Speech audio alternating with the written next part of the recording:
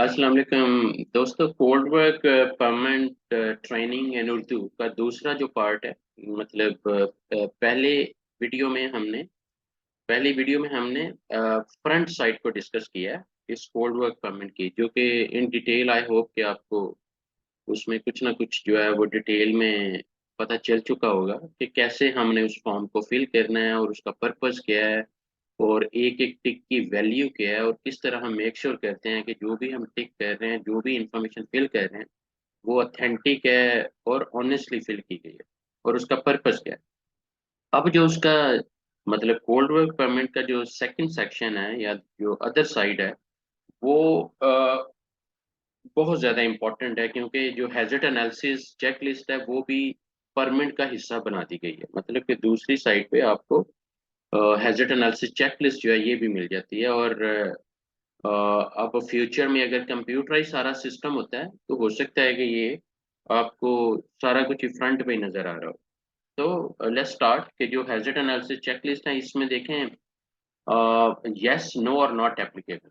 यहाँ पे not applicable है या नो है, इसको टिक करने से पहले आपने सोच लेना है कि इसका जवाब देना पड़ेगा, कि आपको साबित करना पड़ेगा कि किस तरह आप कह रहे हैं कि ये चीज़ आपके प्रोजेक्ट पे, आपके काम की नेचर पे या जिस लोकेशन पे आप काम कर रहे हो वहाँ ये अप्लाई नहीं करती, ये हैजर्ड वहाँ अप्लाई नहीं करते। Like, is the correct type of permits issued for the work. मतलब यहाँ अब नॉट एप्लीकेबल नहीं आ सकता, यहाँ आपको यस ही कहना। Is the correct type of permit issued for the work, yes. अगर नो कर दिया तो बाकी सारी स्टोरी उधर की उधर ही। पहले इस नो का जवाब लेना पड़ेगा कि जी अगर करेक्ट टाइप जो है ना वो परमिट इशू ही नहीं किया गया तो फिर हैजर्ड एनालिसिस पे कहाँ आ गए। इसी तरह have the job safety analysis GSA and other applicable supplement forms been communicated to the work through. क्या टूल बॉक्स मीटिंग की गई है, सारे जितने भी सप्लीमेंट्री फॉर्म्स हैं, जो जो भी रिपोर्टें बनी है वो सारी सीएससी प्लान से लेके even job safety analysis A to G ये डिस्कस की गई है कि नहीं की गई, यस और नो। जितने ज्यादा यस पॉइंट्स होंगे, जितने ज्यादा यस पॉइंट्स होंगे दैट मीन्स कि उतना ज्यादा आपने काम किया है हैजर्ड एनालिसिस पे। इसी तरह और weather conditions like wind speed acceptable to perform. अब अगर आप कहते हो कि यस, तो विंड स्पीड किसने टेस्ट की है और किस मीटर के साथ टेस्ट की है और उसकी रिपोर्ट किधर है। और अगर आप नो कहते हो तो क्यों टेस्ट नहीं की, या अगर आप कहते हो नॉट एप्लीकेबल तो किस पॉइंट ऑफ व्यू से आप कह रहे हो कि यहाँ एयर की स्पीड को मॉनिटर करने की जरूरत नहीं। इसी तरह और slip and trip hazards controlled. क्या आपने स्लिप ट्रिप हैजर्ड को मतलब अ, कैसे कंट्रोल करना है, वो एक डिफरेंट मेथड्स है, लेकिन ये कॉमन वर्क प्लेस हैजर्ड है। अगर आप डेफिनेटली इसको आप यस ही कहेंगे।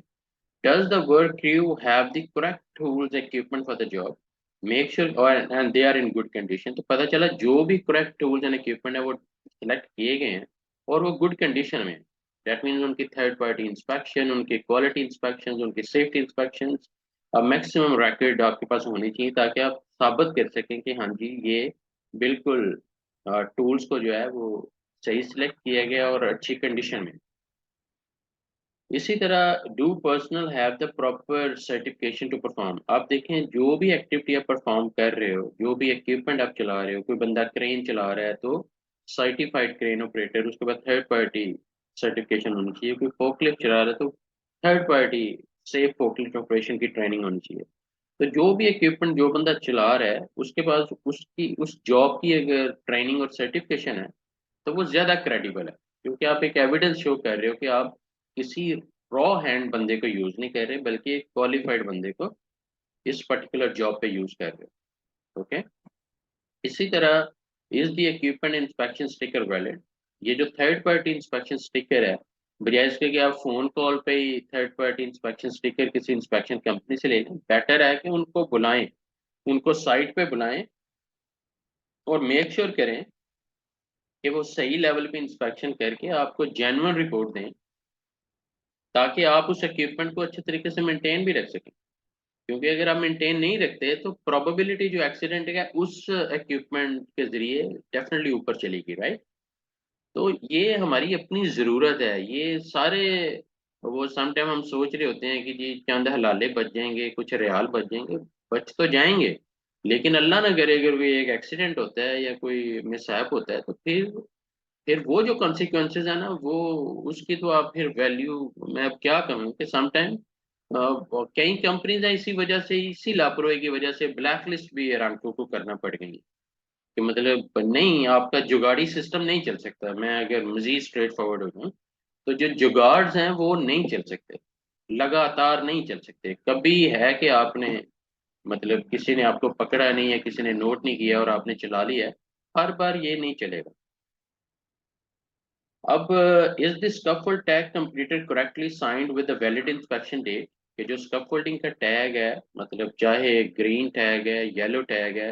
ग्रीन टैग आपको अगर याद हो तो हमने डिस्कस किया था कि हम वहां लगाएंगे जहाँ पे स्कैफोल्डिंग क्वालिटेटिव है, प्रॉपर इरेक्शन की गई है स्टैंडर्ड के मुताबिक, ड्राइंग्स के मुताबिक, रैमको गाइडलाइंस के मुताबिक, मटेरियल जबरदस्त है, हर लिहाज से सॉल ओके, तो फिर हम ग्रीन टैग और साथ हम क्लेम करते हैं कि फुल बॉडी हार्नेस की जरूरत नहीं।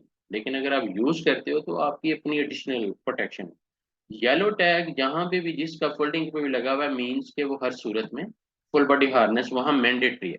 और अगर रेड टैग लगा हुआ है तो या तो वो कह लें कि इरेक्शन डिसमेंटलिंग, इरेक्शन चल रही है, या डिसमेंटलिंग, या इंस्पेक्शन के लिए वेट हो रहा है, या कि कंडीशन चेंज हो गई थी और लाइक सडन रेन आ गई, सैंडस्टॉर्म आ गया, और नाउ यू स्टार्टेड थिंकिंग है इसकी री इंस्पेक्शन होनी चाहिए, तो आपने येलो टैग उतार के या ग्रीन टैग उतार के थ्रू स्कैफोल्डिंग सुपरवाइजर या स्कैफोल्डिंग इंस्पेक्टर आपने रेड टैग लगवा ली।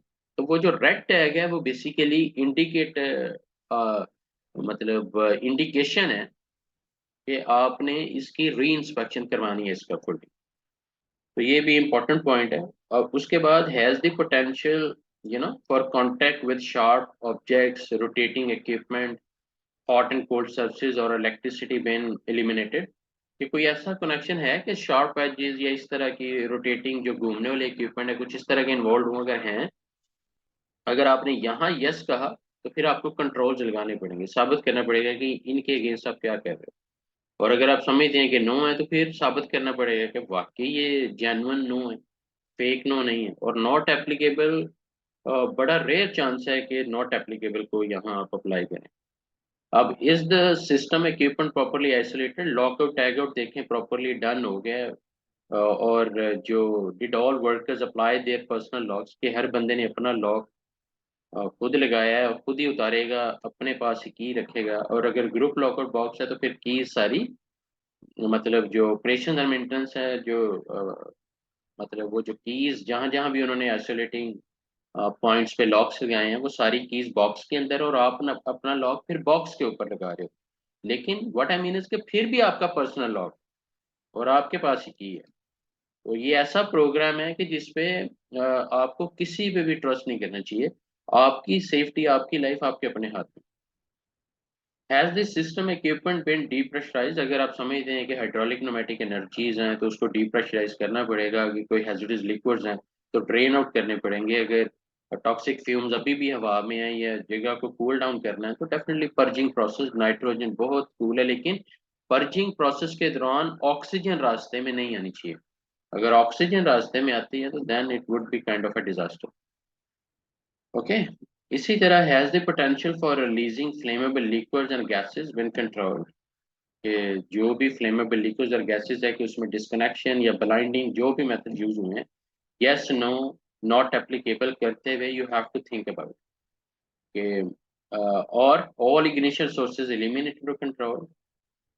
अगर कोई ऐसा है इग्निशन सोर्स का एलिमेंट तो आपने इग्नोर, मतलब कंट्रोल कर लिया है। अगर आप यस कहते हैं तो फिर ये यस ये भी इंडिकेटर दे रहा है कि अगर इग्निशन सोर्सेज की पॉसिबिलिटी थी तो फिर आपने हॉट वर्क को परमिट क्यों नहीं यूज किया। तो यहाँ पे आपको मेक श्योर करना पड़ेगा कि आपकी पर्टिकुलर एक्टिविटी क्या थी।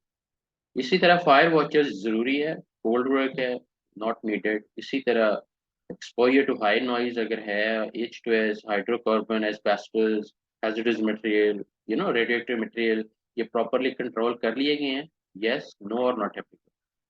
नो और नॉट एप्लीकेबल टिक करेंगे तो guys you have to be very much careful, because इस पे फिर क्वेश्चन रेज होगा कि आप कैसे कह रहे हो कि इनमें से कोई हैजर्ड नहीं है वहाँ पे। और अगर है तो आपने कैसे कंट्रोल की?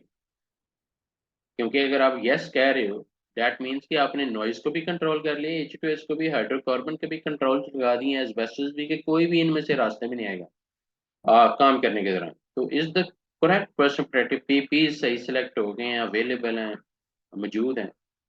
और उसके बाद अगर आपका कोई काम ऐसा तो नहीं है कि जो वाइस वर्सा दूसरों को भी डिस्टर्ब करे, तो मेक श्योर कि जो सिम ऑप है, सिमल्टेनियस जो ऑपरेशंस हैं, back to back same level पे डिफरेंट एक्टिविटी सेम साइट पे।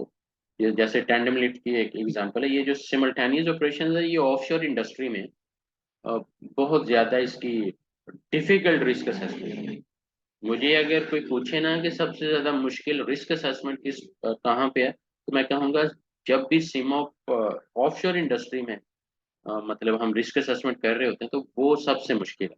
क्योंकि आपको यू हैव नो आइडिया कि कौन सा फैक्टर कहाँ पे डिसबैलेंस में ले जाएगा। अब is there any emergency contingency plan? कि कंटीजेंसी प्लान बड़ा ज़रूरी है, वैसे तो बिजनेस कंटीजेंसी प्लान भी होना चाहिए, यहाँ इमरजेंसी कंटीजेंसी प्लान की बात हो रही है कि अगर आपका इमरजेंसी रिस्पांस ए कामयाब नहीं तो बी आपके पास मौजूद है कि नहीं, एंड वर्क बीइंग परफॉर्म। उसके बाद does the work crew know what to do? और तमाम लोगों के पास नॉलेज है कि इन केस ऑफ इमरजेंसी किसने क्या करना है। इसलिए हम टूल बॉक्स मीटिंग कर रहे होते हैं, इंडक्शन, सेफ्टी इंडक्शन दे रहे होते हैं। इसीलिए हम जो है वो ट्रेनिंग्स अरेंज कर रहे होते हैं प्रोएक्टिवली, और मेक श्योर करते हैं कि सिर्फ ट्रेंड बंदे जो है वो साइट पे काम करें, राइट। और असेंबली एरिया जो है वो लोकेटेड है, और इक्विपमेंट अवेलेबल है, इमरजेंसी इक्विपमेंट। देखें उन्होंने नीचे, अगर आप ये गौर करें तो क्लियरली स्टेटमेंट दे दिया कि any and no answers about shall initiate a stop point. जब भी आप कहीं पे नो को टिक करेंगे तो वहां पे स्टॉप पॉइंट अब रेज हो जाएगा, where the issuer and receiver are to analyze the hazards and develop methods to adequately control the hazards, and list the additional precautions on the permit।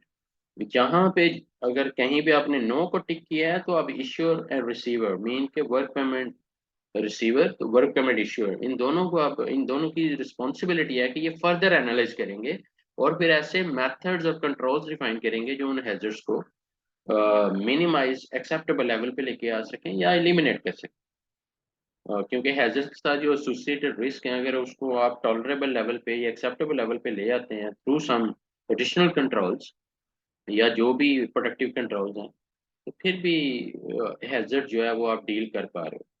लेकिन अगर आप सॉल्वेंट बेस्ड पेंट की जगह water based paint use कर लेते हैं, मैं example दे रहा हूँ, तो फिर डेफिनेटली आपने हैजर्ड को एलिमिनेट कर दिया, क्योंकि आपके पास अल्टरनेट आ गया कि वो ज़्यादा फ्लेमेबल था, आपने नो फ्लेमेबिलिटी के साथ मटेरियल। अब यहाँ पे आप सिग्नेचर भी कर रहे होंगे कि इश्यूर और डेजिग्नेटेड रिप्रेजेंटेटिव और रिसीवर, कि हैजर्ड एनालिसिस भी आप दोनों मिल के कर रहे हो, इश्यूर एंड रिसीवर, तो आप दोनों ने अब साइन करने हैं, तो ये भी एक काइंड ऑफ लीगल डॉक्यूमेंट बन गया। गैसेस और रिजल्ट्स का टेबल, ये बार बार जितनी बार इसको देखेंगे समझने की कोशिश करेंगे उतना आपका फायदा है। और स्पेशली LEL, H2S और ऑक्सीजन और कार्बन मोनोऑक्साइड और इसके क्या क्या रूल, ये हमने CSC confined space entry book में लेक्चर नंबर 2, जो वर्क में रिसीवर उर्दू की ट्रेनिंग है, लेक्चर नंबर 2 में हमने बड़ा डिटेल में इस टेबल को डिस्कस किया हुआ। आप उसको दोबारा देखें, मजीद अगर कोई पॉइंट रह जाता है तो व्हाट्सएप में नीचे मैंने व्हाट्सएप नंबर दिया हुआ है, ईमेल आईडी दिया हुआ है, you can contact me any time. लेकिन रिप्लाई देने में प्लीज़ थोड़ा सब्र ज़रूर रखें, क्योंकि अब मैं कोशिश कर रहा हूँ कि टाइम टेबल के साथ प्रॉपर्ली चलूँ, कि ये टाइम है मतलब यू नो वर्किंग, और ये जो टाइम है ये to answer the general queries, क्योंकि हम, हमारा जो मैकेनिज्म है, हम कोशिश कर रहे हैं कि हम कंपनीज के साथ ज़्यादा से ज़्यादा काम करें, क्योंकि इंडिविजुअल्स तो लाखों हैं। अब लाखों मैसेजेस अगर आते हैं, लेट्स टेक एन एग्जांपल, तो उनको डील करना it wouldn't be that much easier. तो हम चाहते हैं कि आप कंपनीज को मोटिवेट करें कि जब आपके बंदे ट्रेनिंग के लिए हमसे रिक्वेस्ट कर रहे हैं, तो आप क्यों नहीं सीरियस हो रहे, आप उनको क्यों नहीं हेल्प कर रहे। तो ये अब हम कंपनीज को अवेयरनेस देना शुरू हो गए हैं कि जब एक बंदा आपका ट्रेनिंग के लिए हमसे कांटेक्ट कर रहा है इंडिविजुअली और अपनी पॉकेट से पे करने के लिए राजी है, तो आप लोग क्यों नहीं सपोर्ट कर रहे? मतलब आप अपनी तरफ से रिक्वेस्ट भेजें ना, क्योंकि आपका वैट, देखें जो डॉक्यूमेंटेड इकोनॉमी है उसकी ये रिक्वायरमेंट है कि आप फिर हर चीज़ को डॉक्यूमेंट में लेके, तो उस इंडिविजुअल को भी हम यही कहेंगे कि अपनी कंपनी के साथ पहले डिस्कस करो ताकि वो पे करें आपकी ट्रेनिंग का। अगर वो नहीं करते तो फिर भी ऑफिशियली आप उन्हें कहो ठीक है मैं पे कर दूंगा, लेकिन रिक्वेस्ट तो भेजें, पे मैं कर दूंगा। तो एक डॉक्यूमेंटेड कह लें कि एक एक्टिविटी जो है वो आपकी मैनेजमेंट को एक वेकअप कॉल देगी कि यार ये बंदा सीखना चाह रहा है और हम क्या कह रहे हैं कि हम इसे कह रहे हैं कि सीखना है तो अपनी पॉकेट से ही दो, जबकि सीखने के बाद फायदा उस कंपनी को होना है। तो इसलिए मैं कोशिश कर रहा हूँ कि जो इंडिविजुअल्स हैं उनको ये मोटिवेशन दे रहा हूँ कि अपनी कंपनी के जरिए, और कंपनी में ये है कि हमारे लिए ट्रेनिंग प्लान करना आसान होता है ऑन साइट या अपने ट्रेनिंग सेशन ट्रेनिंग सेंटर पे, वो हमारे लिए भी इजी है। इजी इन दैट सेंस कि अगर हमने वाकई इफेक्टिव ट्रेनिंग देनी है तो हमें प्रोटोकॉल्स पूरे करने पड़ेंगे। कि अब रिगर लेवल 1 की मैं ट्रेनिंग जो है वो क्लासरूम में प्रैक्टिकल तो दे सकता हूँ, लेकिन प्रैक्टिकल तभी मैं दे पाऊंगा जब आप ऑन साइट वो सारे अरेंजमेंट करें। इसलिए कोई रिगर लेवल 1 2 3 या स्कैफोल्डिंग सुपरवाइजर, स्कैफोल्डिंग इंस्पेक्टर, इसकी अगर ट्रेनिंग रिक्वायरमेंट आती है, या confined space entry rescue, confined space rescue या working height rescue something like that, तो वो जो प्रैक्टिकल इक्विपमेंट जो चाहिए इक्विपमेंट वो सारे साइट पे ऑलरेडी मौजूद हैं आप लोगों के पास। तो बजाय इसके कि आप सारे बंदे हमारे पास भेजें और हम इक्विपमेंट्स पे इतनी इन्वेस्टमेंट करें, हम आपके पास आएंगे और आपके जो इक्विपमेंट्स हैं, क्योंकि अल्टीमेटली एम्प्लॉयज ने उन्हीं को यूज कर, तो आपकी साइट पे हम ज्यादा प्रैक्टिकली इन्वॉल्व होके we can transform and build in some better competence level of your employees. तो ये कंपनीज को भी मैं रिक्वेस्ट कर रहा हूँ कि इंडिविजुअल्स बेचारे हमारे पीछे पीछे धक्के खा रहे हैं यार, उनको सपोर्ट दें।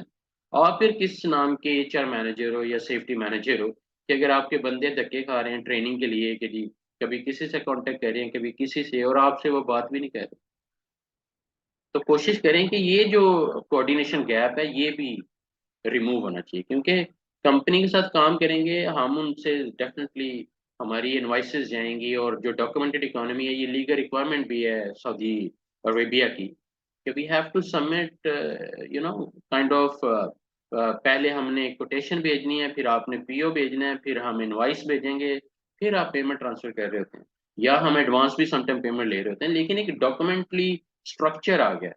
और वो जो सारे डॉक्यूमेंट्स हैं वो लीगल डॉक्यूमेंट्स हैं, हम भी जिम्मेदार हैं, आप भी एज अ कंपनी जिम्मेदार हैं कि हाँ ये चीजें एग्री हुई हैं और we all are doing it. अब इंडिविजुअल बंदे के साथ हम क्या, ये सारी डॉक्यूमेंटेशन हम कहाँ फिल करते फिरेंगे और कैसे करेंगे?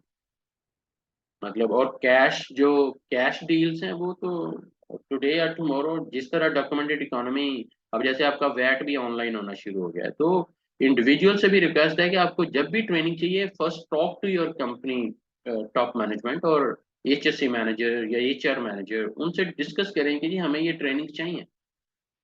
वो कोई खा नहीं जाएंगे, कोई तलवार लेके नहीं बैठे हुए। Be brave and talk to them कि हमें ये ट्रेनिंग चाहिए, ये हमारी जॉब की नीड है।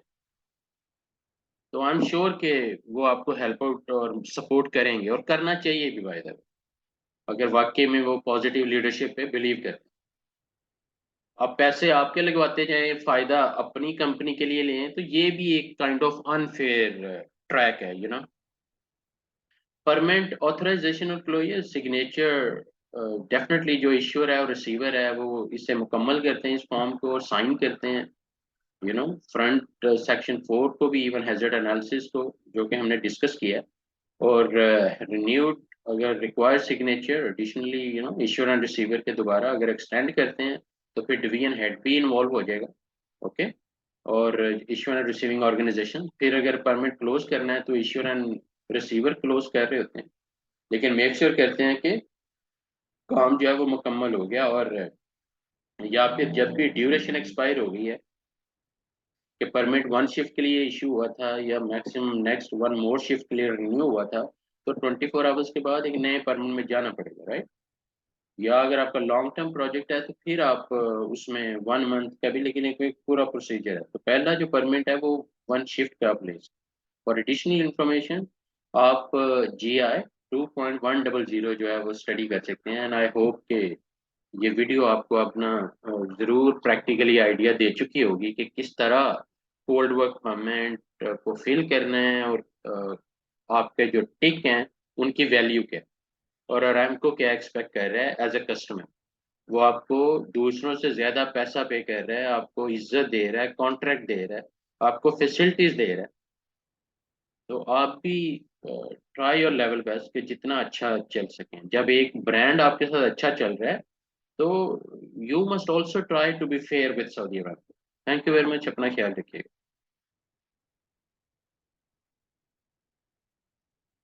और अपने यूट्यूब चैनल का ओके, साइनिंग